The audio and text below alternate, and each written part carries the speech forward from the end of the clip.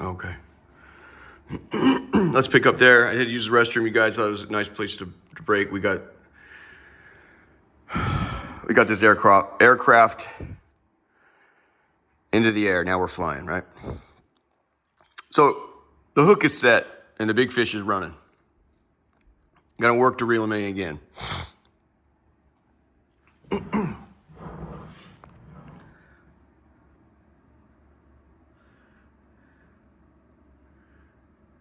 Next day,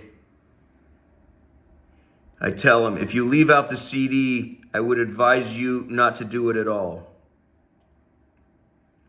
How would it look if you guys build the burger and the bun and I deliver the secret sauce? What a good soldier you make, Joe. Now I'm representing, not only am I at Capitol Hill, and truthfully, having lunch right near, I'm rubbing elbows with 4-star generals, the chiefs of staff. It's, like I say, it in my view, taking out the chief of staff, blowing up generals' row is better than taking out a president. The presidents suck anymore. That's just homicide. So here I am telling him I'm with the big swinging dicks in town, buddy. It's worse than the president. It's worse than the fucking president. But someone like that on Capitol Hill that can pull that off, I'm intimating that I know what you're doing inside your own office.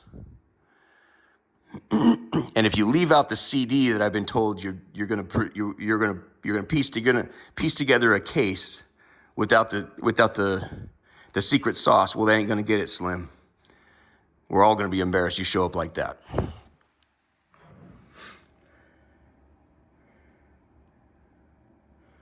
Then I sent him a picture of that day's. This is true. Remember, I told you guys that's an executive calendar that's the congressional bird right there. I took out the trash and they had all the classified documents right there. They were all to be shredded that day's. So I grab it. It seems more, I don't know, Jason Bourne or James Bond than it was. I just grabbed the damn thing and put it in a trash bag and, you're the trash guy. Nobody gives a shit what you do. Just keep picking up the trash. Then I went into the cafe where I usually have my cafe and cooking or my lunch. So I went to the real nice tables, the shiny table, and I took a picture of it and said, so I'm representing that I'm in a meeting though.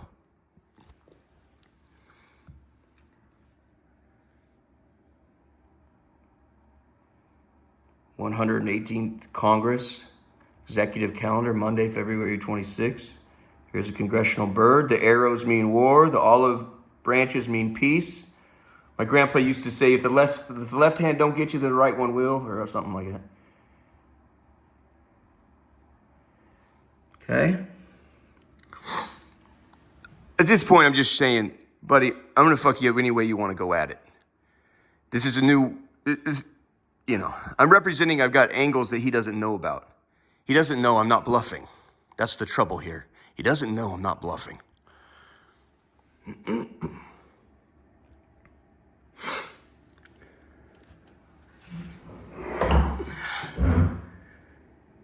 Can we do something about that light there? Hold on. Let's keep going. Viewers are probably frustrated. "Sounds good. I'll put you on the calendar. In some circumstances, we allow for private entry/exit to avoid press. I guarantee you will not be afforded this luxury." The dipshit bit the lure and then ran. It'd been better to just run. Don't bite the lure. Then I said, now I know you've got a voicemail here. Thanks for letting me know you got my, you're getting these texts. That's all I needed. So now that I got him, he's hooked. Now I'm just working out. Yeah, Jesus just pointed at my knee. There was a fist fight, me and my cousin. Well, my cousin did the heavy lifting that day. My cousin got him on the ground. And what I had heard the young man had did to him, everyone else started begging for mercy. But when I heard what he had done to him, the crowds, when one of my friends tried to stop him, I said, you don't know what he did. Just give it another minute. And then I said, hey, Scotty, I said, get up. Let's go. That's enough. But Scotty, once he got the guy on the ground, was just pounding away with his knee. It sounded like he was hitting a watermelon. You guys, I have confessed these sins. We are sorry for what happened to that young man. I hope that he is sorry for what he did to my cousin. And when you're 14 years old, you don't know where, you're trying to figure out where to get it in. You're not sure. I have gone I have prayed so many prayers over that day. Your 14-year-old kids, 15-year-old kids, whatever we were, beating the shit out of each other. We were kids. I pray that we've all moved past it. We are so sorry. I'm sure that they are sorry for the attack. I think that we're sorry, certainly, for our counterattack. But your kids, but I remember Scotty, just once he got him on the ground, started wailing with his knee. And Jesus, with like a little like light, just goes, like, now you work out. Now you got him. Now just pound away. So basically, I know that he's mine at this point, and I'm really starting to have fun with it. I don't really lay on the coals until a little later. In some circumstances, we allow for private entry exit to avoid press. I guarantee you will not be afforded this luxury. The next day, at the February 26th, the end of business, 5:31, just got off work at on Capitol Hill. Do you think they were able to walk that soldier Laura shot to the ER? I get it. No hablo. You don't speak English. I'm going to get you scheduled for when the Joint Chiefs are here. This is a picture I took of a conference room. This is where you don't understand what you can, when CNN, you think CNN will make you miserable? You think going before the press? These things are terrible when you have, they got these Klieg lights. Look at the lights. I took this picture myself. It's on Capitol Hill. See, it looks like you're going up before the United Nations. So here I'm representing it. Buddy, this is... You can lie to CNN. You can lie to your mama. You can lie to your wife. You can lie to your boss. You can't lie on Capitol Hill. It is one thing to lie on Capitol Hill. Then you've lost everything once you lie on Capitol Hill. If you are an attorney and you lie on Capitol Hill, you're disbarred. Your life's over. That is why, what's his name? Who's the guy that shot himself here in D.C.? A really good guy. He was he made his errors in life, but he was a hotshot attorney out of Arkansas, came up with Bill and Hillary Clinton. That's why he shot himself. That's how bad it is on Capitol Hill. You cannot go to Capitol Hill and lie. It was as if he knew he had a secret to keep, and they were going to ask him about that secret. And if you were an attorney and you go to Capitol Hill and you lie, they've taken your sword, your shield, and your testicles. Everything. It's over. He says, I cannot. I'm terrified to return to Arkansas a beaten man. Instead, he went out to Fort Marcy and shot himself by the cannon. Vince Foster. Is that it? Do I have it right? Vince Foster? He was a good guy. He's like, I can't, that's it. I can't, if you go to Capitol Hill and lie, it's better, if you're an honest attorney, it's better just go shoot yourself. You know what I mean? I don't support suicide, but that's how bad this is. Do you understand? He's an attorney. He said, the best look for your final years, or you might be punching diplomas. I'm a public notary now. It's as low as they get, buddy.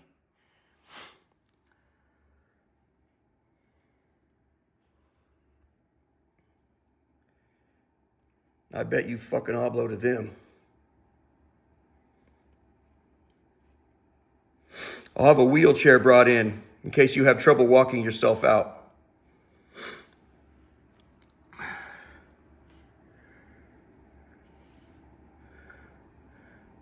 Life comes at you fast, bro.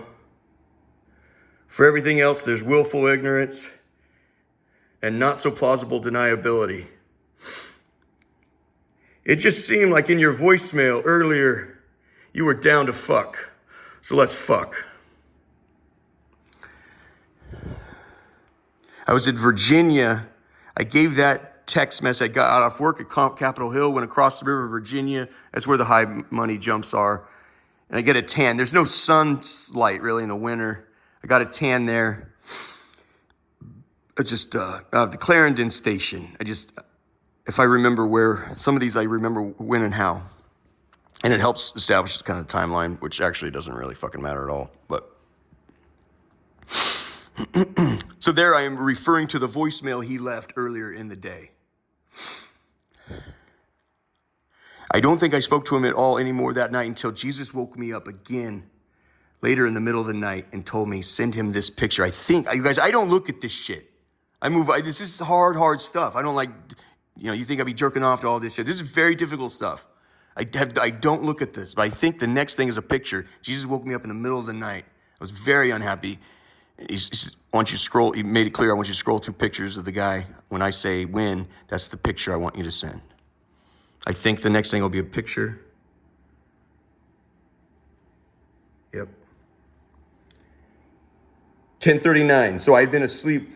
I work early at Capitol Hill. You're up at 4 o'clock in the morning to get there by, 6 or 7 or whatever. This is the picture he wanted me to send. Handsome man. Hold on. Look at that handsome dude, huh? Master Sergeant Kenneth Mack was killed while conducting combat operations Al Anbar Province, Iraq. He was assigned to Marine Expeditionary Force Headquarters. He died May 5, 2007. I don't know that this is the guy. I get a sense that, I don't know. Sometimes I think Jesus will have me purposely misdeal. He'll say, don't worry about it. It's a gain. Because I don't want to misrepresent that I got something wrong then, because it looks like weakness, right? He'll say, don't worry, it's a gain. So when he says it's a gain, I'm like, dang, that means I just missed? So I don't know. At the very least, Jesus wanted to honor this guy.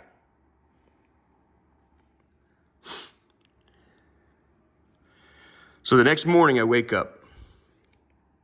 I'm advised you're a goner. There will be a civil suit naming Laura, Omar, Ashcroft, John and Jane Doe's 1 through 100,000, and others. Et al. That's Latin for and others. Sorry, I was just distracted by something. As a courtesy, I'd like to let you know you'll be named on the lawsuit. Am I missing? Laura's already tweaked with these. Have I already? So there's some good ones I think Laura has just rearranged. It's just earlier when I said Omar, it feels like she snipped out a message about Omar. Because earlier when I said I now need the death penalty for Laura and Omar, I hadn't introduced Omar yet. I was like, there's one missing. She's already tweaked with these. What I can tell you guys, what I can promise you is if there's a change in meaningful content, I will alert you to that, okay? But don't be surprised if there's a couple cut out. Warpinski will have a copy of these. I'm sure he deleted them. He wants nothing to do with this. Yeah, I'd be interested to know if right now, as you guys are viewing this, if he's in witness protection or how that's going to go.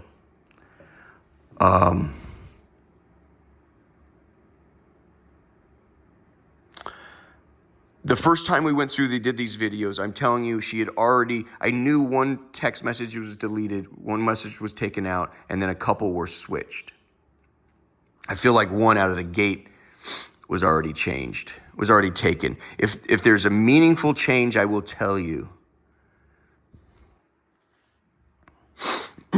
My experience is the first time we did these videos was when I landed mega blows to his face, she sort of either changed, she would rearrange it to where I didn't land the blow. Like a good combination is 2 to the body, 1 to the head, and 1 down to the body. The 3-2-3 combo, or whatever. She would kind of rearrange it to take the sting off. I'm not shitting you. I'm dead serious. But I did these videos last time on this. I was like, however, the meaning of this content is still the exact same. There was no change other than that. As in the contrary, where the messages, how she tweaked my messages, she took out that the woman knew me.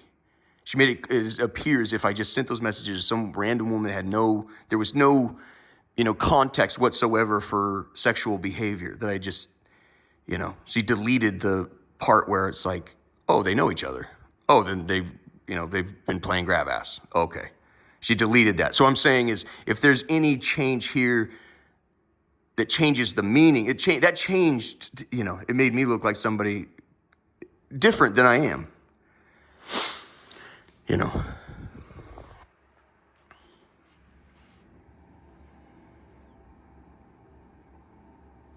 So lawsuits are horrifying, especially if you're in law. So I said there will be a lawsuit, and I learned this from Vortex, he said, and that was that's what we did the very best. He says, the secret to how this business works is my ability to sue on a moment's notice. You have attorneys lined up and knowing how to use them like artillery, that's how it gets done, man. Yeah, it ruins lives, and but that's one thing Vortex had taught me. He says, well, kind of what you want to do is when you sue somebody, then you add John and Jane Doe's 1 through 100. Now, Vortex was involved in the lawsuit against Computerland right before Apple and all this and that. First billion-dollar worldwide computer company. So what you're basically telling the judge is, Judge, I don't know. There's other co-conspirators, Your Honor, and I don't know who they are, but I promise you they're out there. So John and Jane Doe's, this is a placeholder for them later. John and Jane Doe's 1 through 100. But here I'm dealing with a military. So I say, actually, John and Jane Doe's 1 through 100,000 and others. As a courtesy, I'd like to let you know As a courtesy, I'd like to let you know you will not be named on this lawsuit. There's going to be a separate lawsuit just for you, of the most colorful variety. He's a prosecutor, and a dirty one.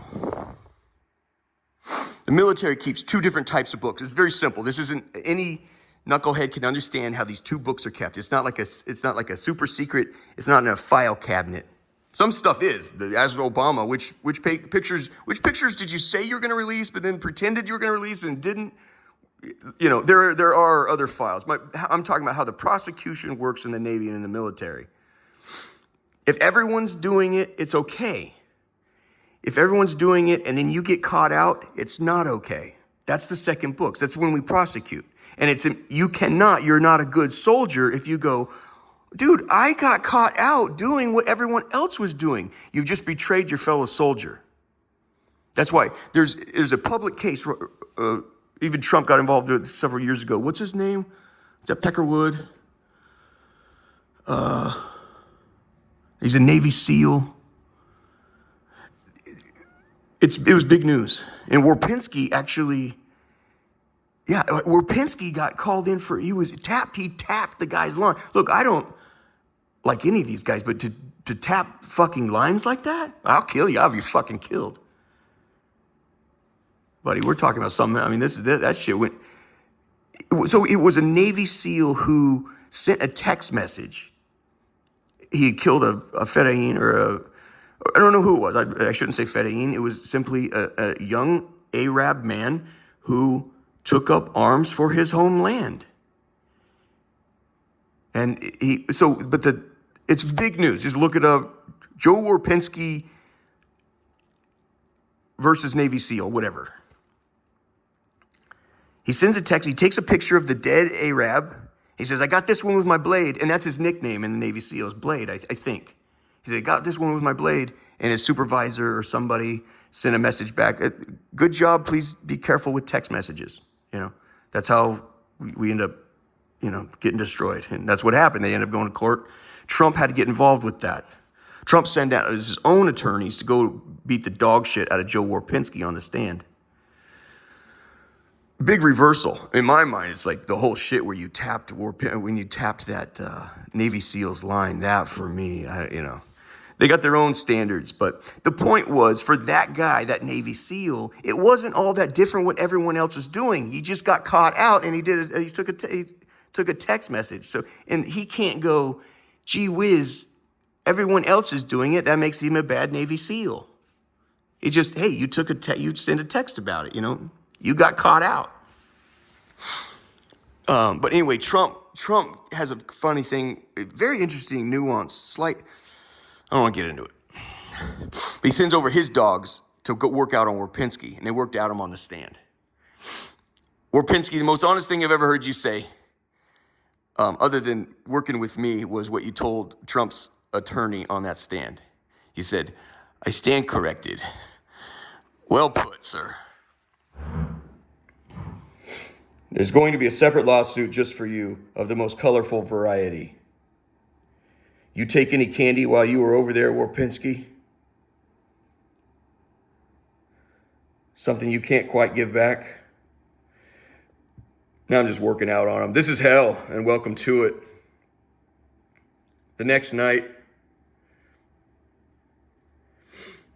just got home kicking ass at the Senate office building all day. I have some updates about your future, but first I have to take a dump. Obviously, I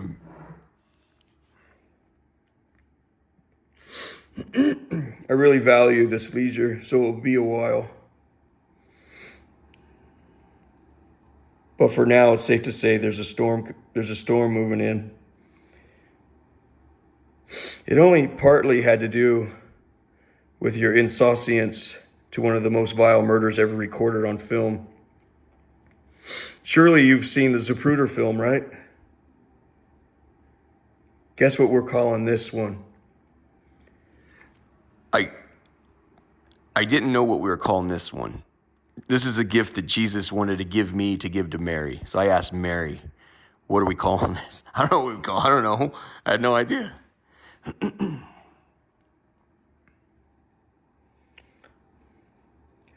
I probably shouldn't tell you. I don't think you're going to like it very much. Okay, I have to go poop now. Well, that went well. Like Lee after the Civil War. Now I'm talking to him soldier to soldier. Like Lee after the Civil War, my second greatest pleasure is to simply take my daily bread. My first pleasure is taking communion. After the Civil War was over, Lee just said, they stole his home. That's where the Pentagon is. That's where Arlington National is. That's his giant mansion. He had the most prominent jump. I just need a place. I'm not looking to restore a name. I'm not looking to retain glories. I need a place to take my daily bread, please. So when he told his real estate agent, this is what I'm trying to do. It was his grandson that finally was able to sue the government and say, we need something for the land you fucking took from us.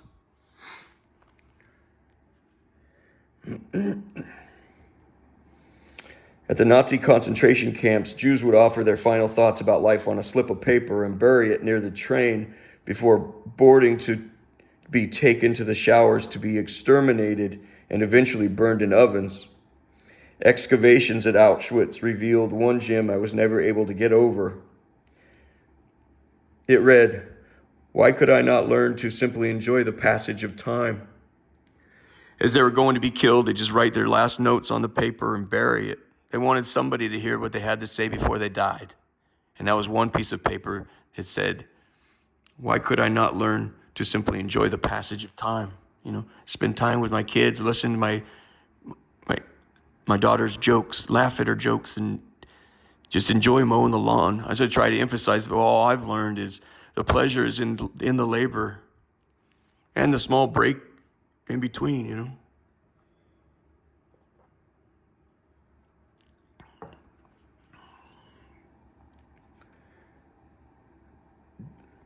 I have to break for dinner now. Have you ever seen wind like this? It was real windy and stormy. And I'm also letting him know I'm right down the fucking street. I was far closer than he could ever dream. I was right there next to Homeland Security, which is next to the military base, Joint Anacostia Bowling. You guys saw the videos from there. I'm right next door. I'm back. My thoughts on this emerging crisis is that the public will show you no mercy. One of the great ironies of this story is the man who is about to slit your throat is one of the few people who won't judge you for what you've done. My protests to show you guys mercy will be swallowed like an ant in the mouth of a furnace. Listen to me. They will not remember that it was this blind rage that got us into this mess to begin with. But for crying out loud, their strongest argument will be on very firm ground. Had any of us had any idea what some soldiers were carrying in the back of their mind, you'd have been lucky if we sent you gas money to get home.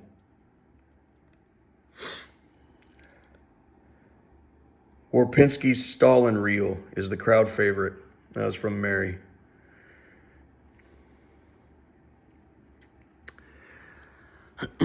Obviously a double entendre. Joseph Stalin he simply would population control, round up. They went by numbers. Sometimes they went by people they didn't like or who would threaten the regime. And sometimes they just needed numbers. They just round up a bunch of people, send them out to Siberia to rot. So obviously one means, the worst of humanity, and the other means Stalin, like trying to pause and delay. Warpinski's Stalin reel is the crowd favorite. Oh, here we go. I'm sorry. I'm sure you see the double entendre there. I hope things work out for you, man. All my family was military. I was a GOP hawk most of my life. I see the banking disaster of 2007 and now this, and I feel like I'm changing. I'm somewhat ashamed to say I divorced myself from the war. You guys successfully prevented another attack on the homeland. That's a really big deal. Problem is, while you preserved our empire, you lost our glory. This is something that's talked about in that 700-year-old book, The Prince. He says, your greatest fear is to preserve empire but lose your glory. There's certain things you don't want to do.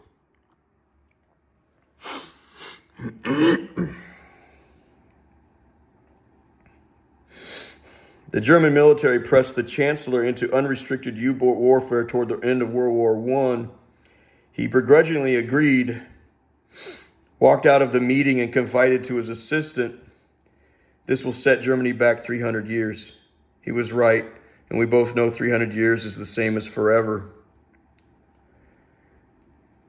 Shooting from the hip, I'd say our glory is gone forever. At the conclusion of World War I, they were desperate. Their calculations were that America said, we'll stay out of the war if you don't use those damn U-boats, those underwater boats, you can't attack just anybody, and you have to rise to the surface and say, we're about to shoot you. It was absurd. But that's what it said. America said, we'll remain neutral if you do these things. So Germany was running out of, this was the thing. They were like, I don't remember, historians will probably correct me, but I think the number was 200. They put the number at 200 U-boats. Once they got to 200 U-boats, they didn't have to obey America's preconditions anyway. They would just shoot everything and they would bring everyone to their knees. And they were correct. It would be as it was math. It was very simple mathematics. If we get to that number, we have them all beat. We just need the chancellor to okay it. The chancellor, that's why you have people that are in charge that don't want war, and they're thinking about the good of the country. He says their calculations are right, but I don't think they're going to pull it off. He said, and so he confided. He gave him in fact, in that meeting, he says, well, he knew he gave some resistance to, let's please not do that. You're going to awaken that dragon across the Atlantic. And math is one thing, but you're going to have, he was certain, I don't think you guys can pull it off. But he didn't say that. He says, then you come across as unpatriotic. And so in the meeting, he gave resistance to it, and you could see their mind, the military's mind was made up. And that's what we have, some of the Pentagon beginning to run the country here. But the chancellor said, well, men, if victory beckons, who am I to stop you? That's what he said. Let's go unrestricted U-boat warfare. We'll bring everyone to their knees in 3 months. Theoretically, mathematically, yes. Pragmatically, you can't miss if something can go wrong in war, it does. Murphy's Law, So he says, if victory beckons, men, who am I to stop you? And he walks out and he tells his assistant, we've just been set back 300 years, which that means it means we're gonna lose the war and we're never getting back what.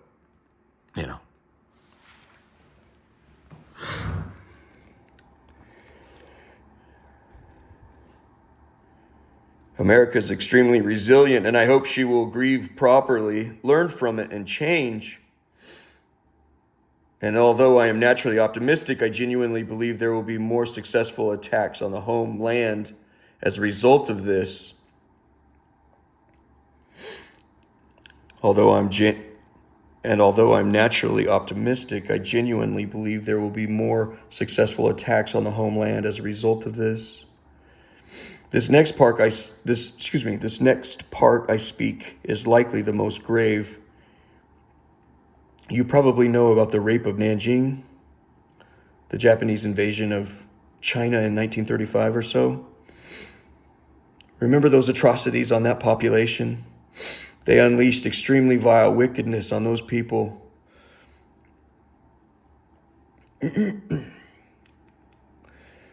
This is the kicker. I always privately thought to myself that Jesus sent the Japanese those 2 nuclear bombs 10 years later to repay them for all that evil. If you don't know about the rape of Nanjing, so it was a Japanese invasion of the China.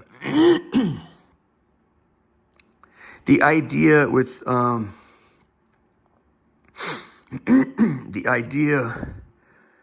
sadly, was to be so violent and vicious to the people.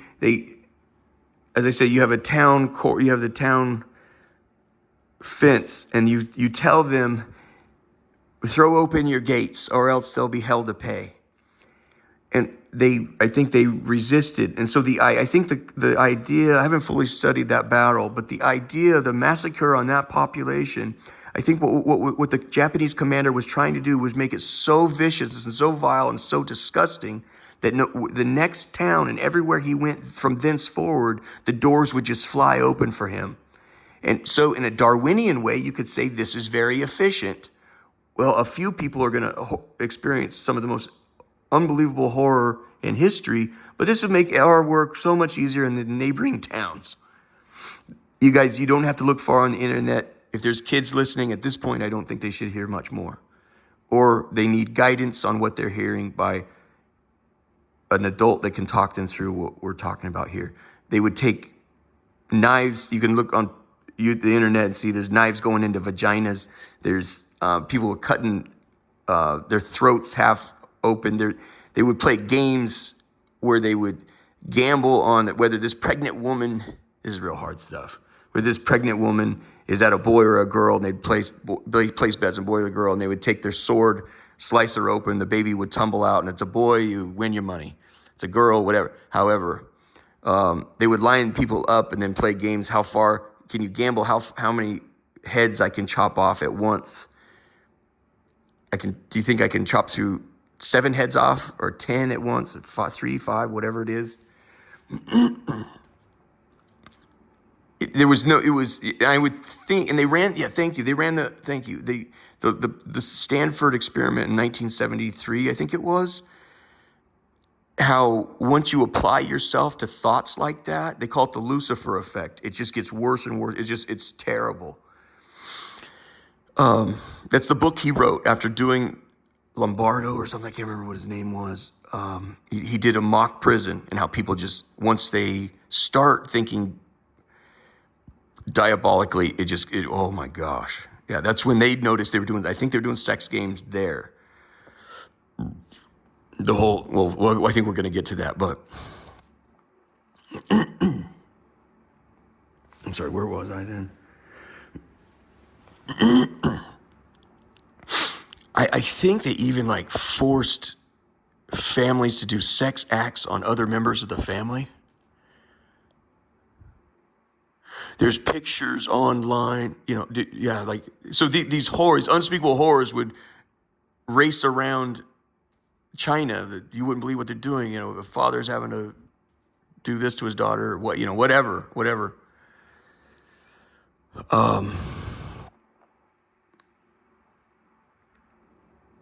There's pictures of them using a backhoe to dig up soil, and they have Chinese in handcuffs up against the ditch, and they're about to push them into the ditch and then bury them alive. It's as satanic and as evil and black as you could imagine it. And so here I'm telling Warpinski, I have the evidence of the sex games and the atrocities and everything you guys are doing. This is a buddy of your, and I've represented in every single way. It's over. And I'm working out on every single part of him, body, head, everywhere. Yeah, like Hoist Gracie on the ground. I'm even kicking it with my heel. I mean, everything. Yeah, I'm choking him out with the fucking gi. Not only that, I'm backing it with the attitude. I'm fucking finishing you, dude. Everything about it,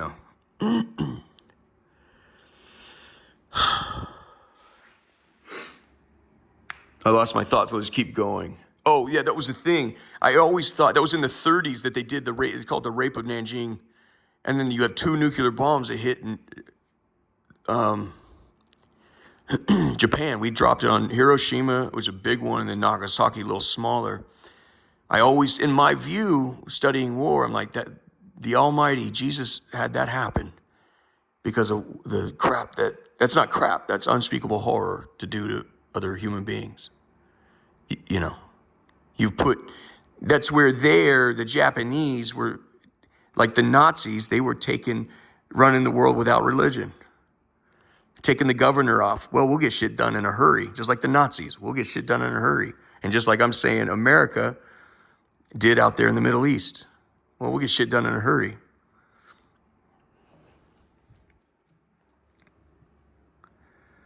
Okay, thank you.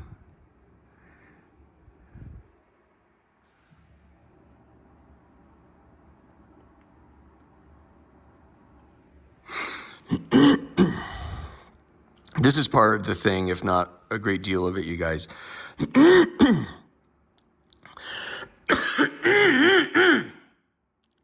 Excuse me. We'll call it 1, 2, skip a few. This is what the United States military did. They got some things wrong. Something like this, guys.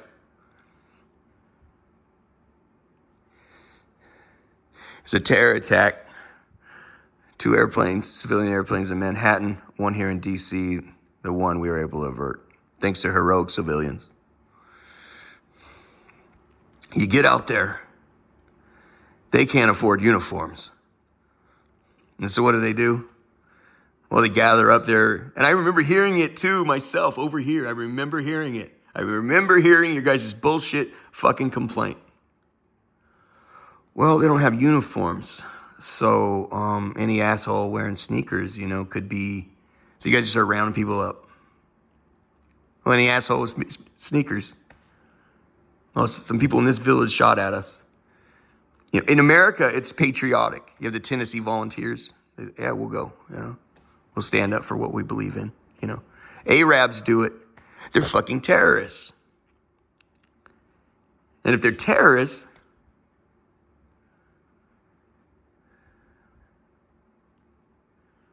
they don't deserve a trial.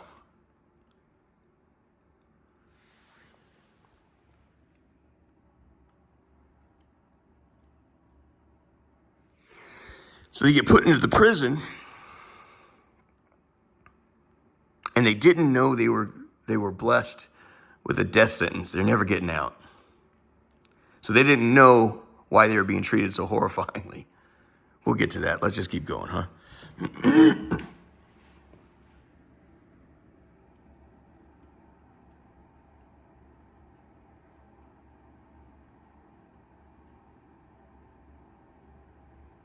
I always privately thought to myself that Jesus sent the Japanese those 2 nuclear bombs 10 years later to repay them for all that evil. This is a photograph that changed the war for America and much of the world. This photograph. They call it the Shanghai Baby.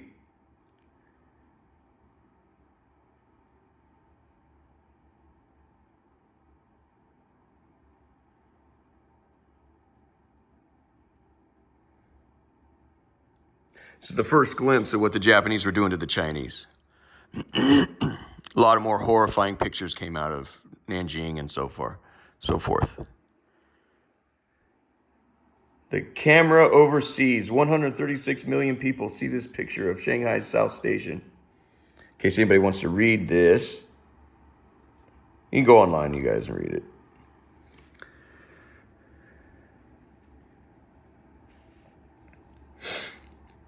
That's the Shanghai Baby. Had a profound outcome on everyone's views of what Japan was doing.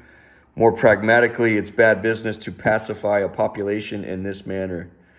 This was the first thing Jesus said to me when he showed up and said, like, I got something I need you to do. That was the first thing he said. You do not, it was just him warming me up to, we have a serious problem. You do not pacify a population like that. I didn't know what like that meant. I did not know at that time. He simply said, you do not pacify a population like that.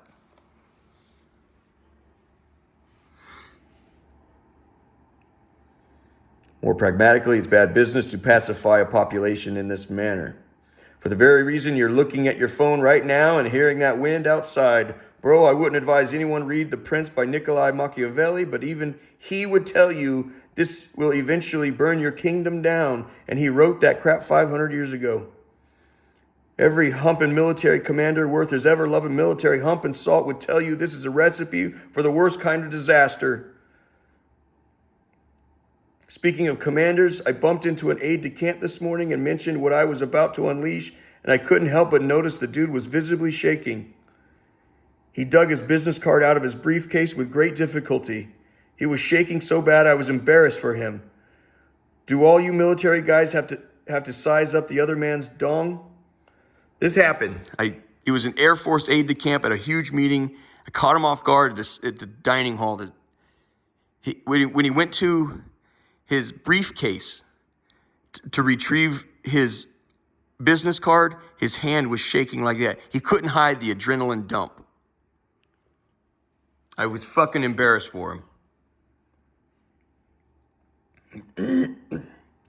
Dude couldn't compose himself. I had to push in his chair for him after he left the table. I'll give him this. He sized me up right. I'm gonna fuck you up.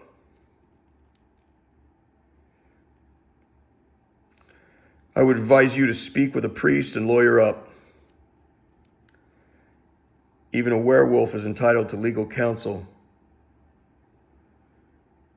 Did your power just go out too?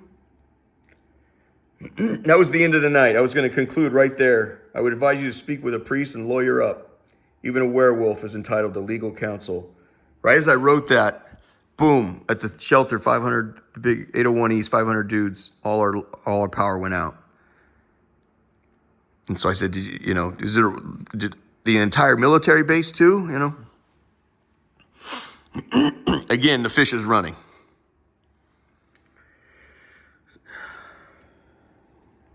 I want you to know that just like Patton pissing in the Rhine, I pissed in the Anacostia River just a few weeks ago. You're not a patriot, you're a fucking criminal. And one last thing for tonight. I don't believe in conspiracies. This thing is going to blow the public imagination the world over. There will be some intelligent debate, but it will mostly be idiotic. I believe this is the natural confluence of circumstances. One dude took one piece of candy, So he can't rat on the dude that took 2, and he can't rat on the dude that took 4. And on it goes until you have deranged psychopaths like Laura and Omar who actually celebrate the most depraved and atrocious insanity on other human beings known to man. I believe the most helpful case study will be the Stanford prison experiment from 1971, supposed to last 2 weeks with students imitating a prison environment. It had to be shut down in only 6 days due to depraved behavior. In my mind, Stanford is synonymous with Ivy League, and even those kids went off the rails. You send unintelligent asshole kids to the desert and tell them human rights cease to exist out here, and you end up with the file I have and the one you sit on. Lastly, there was the Kaiser, or one of his prince brothers, who criticized the Nazi Party and Hitler after the war.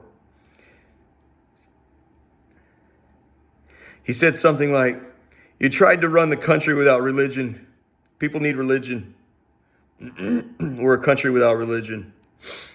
But my goodness, is that about to change?"